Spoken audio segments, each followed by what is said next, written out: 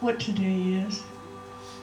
And April is going to share some words about solstice and Yule. And thank you, Dr. Eileen, for starting out with talking about the Celtic view of it.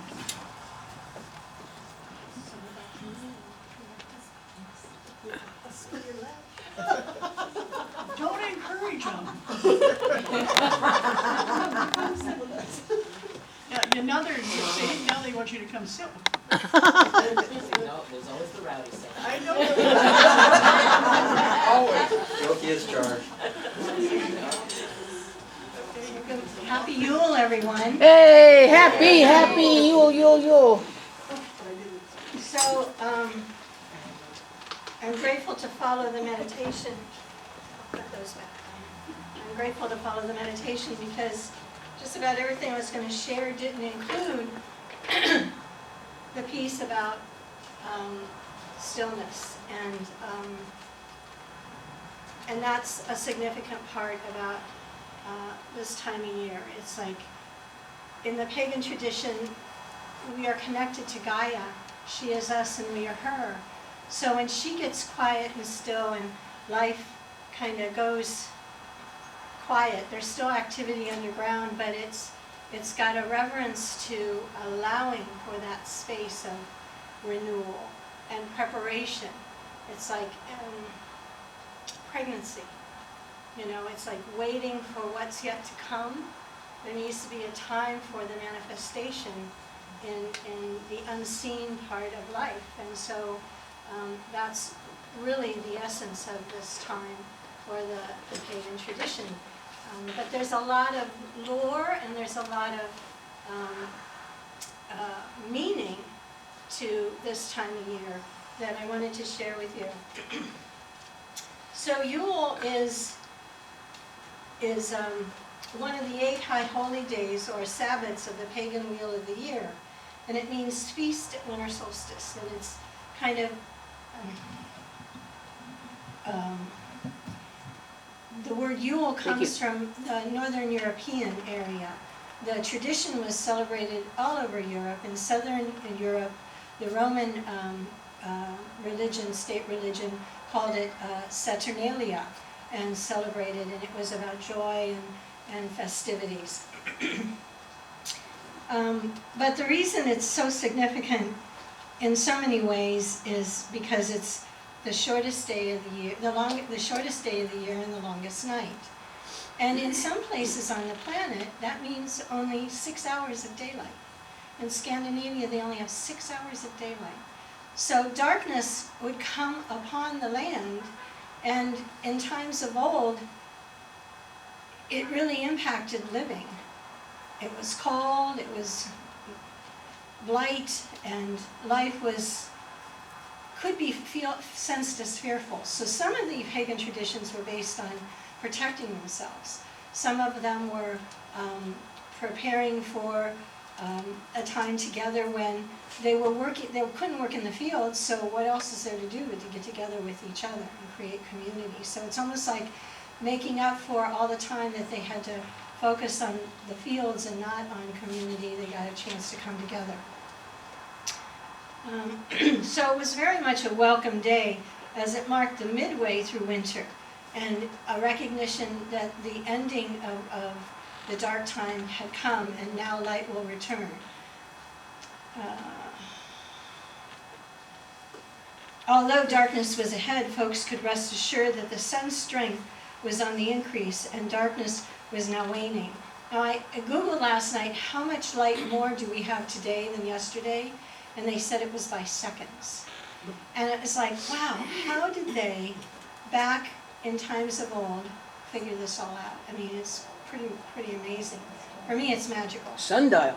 Yep, right, but a second of time. I mean, who stood there? Whose job was it to stand there and watch? You know. So Yuletide is also a sacred time for peace and goodwill. First, a Germanic word for peace and kinship was held between everyone. It was a time of making holy oaths, and all are focused on celebration, family, feasting, and honoring of the ancestors who bestowed blessings upon them in the past year. So Yule celebration spans 13 days. It's usually the start of the count is called Mother's Night, which is the eve of solstice, which would have been Friday night, was the beginning of Yule. And Saturday was solstice. It was at 8:16 p.m. here in California. Yule is a time of reflection and leaving old regrets behind, a time for awakening to vision of new goals and pondering what we desire and wish to achieve in the new year. Since the hunters and gatherers in early farming communities of old had to solely rely on stored foods to see them through the long winters, Yule was a celebration of hope, survival, and a promise of spring to come. So they hit midway and it's like, all right, we're going to make it. We're really going to make it if we just hold together. One of the myths of Yule is that on solstice night, the longest night of the year, the goddess gives birth to the sun, S-U-N, God, and the hope for sun's warmth begins to return to earth. It was Pope Julius interesting, that was a faux pas right there. It was Pope Julius I in 4th century AD who, in an attempt to replace the pagan celebration of Yule with a Christian one, December 25th was chosen as the day to celebrate Jesus' birth to coincide with the pagan rituals of winter solstice and the return of the S-U-N. They made it the birth of the S-O-N. As with all Sabbaths, there are symbols and rituals to honor and embrace the wisdom and teachings of Mother Gaia. For example, the winter solstice colors of red and green are originated from pagan traditions of honoring the promise of spring to come. Red representing the warmth of the sun and green representing the lush new growth of spring. The evergreen tree has long been a part of winter solstice celebrations. Because it keeps its leaves throughout the year, it is a sacred symbol of endurance of life. And think about what that was like for them. It's like, I can't even imagine living in a hovel or in a small space and having it get darker and darker and darker and really wondering, can I survive, can I make it? But all around them was life. The trees were alive, the trees were holding their vibrancy, so maybe they could too. The tree was gifted from the groves equated with the great mother goddess and represented the tree of life. Bringing her into one's home was an acknowledgement and a welcoming of her ever-renewing life force. And creating a place, it was also created a place for the wood spirits to keep warm during the cold winter months, and in return they would look kindly upon the family during the year.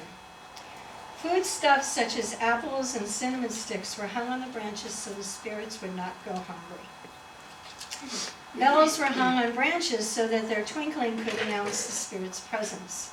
And the 5-pointed pentacle was placed on top of the tree to represent Earth's 5 elements: earth, air, fire, water, and spirit. Lights and ornaments originally symbolized sun, moon, and stars. We've taken a little further, but that's how it started. The Yule tree decorations also represented the souls of the departed we remember at the end of the year, and gifts were put under the tree to honor and befriend nature spirits, gnomes, elves, fairies, and trolls. Since you trolls? yeah, well, Okay, Yay! I like that. everybody got a fair share. Since Yule is a solar festival, it is celebrated with the fire and the burning of the Yule log. It was preferred that the Yule log would be oak because oak symbolized the cosmic tree of life. It was a tradition to carve a symbol of the sun, a disc ray, upon the log and then set it alight at dusk on Yule. This represented the rebirth of the god within the sacred fire of the mother goddess. As the log burns, you can see the sun shining through the flames and remember the summer's heat and warm days to come.